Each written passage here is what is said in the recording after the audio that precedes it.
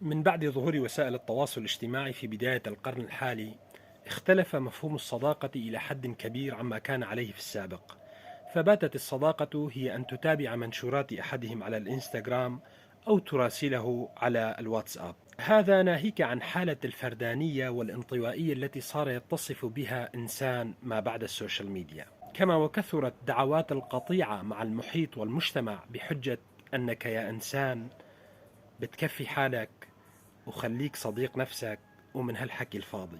طبعا كل ما سبق كان سببا في أن يتقوقع إنسان السوشيال ميديا على نفسه أكثر، ويصبح على الإنستغرام والتيك توك والواتساب متصلا وعن محيطه ومجتمعه منفصلا. فكل ما سبق كان له دور كبير في اختفاء الصداقة الحقيقية التي لم يعد لها ذكر إلا في روايات الأدباء وفي قصائد الشعراء. دعونا نرى كيف ينظر جبران خليل جبران في كتابه النبي إلى مفهوم الصداقة.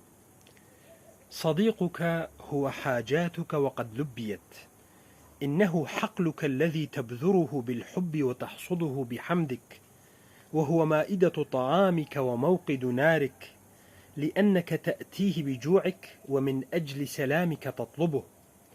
عندما يصارحك صديقك بأفكاره فإنك لا تخشى اللاء في فكرك أنت، ولا تبخل عليه بالنعم. وعندما يلزم الصمت فإن قلبك لا يكف عن الإصغاء إلى قلبه.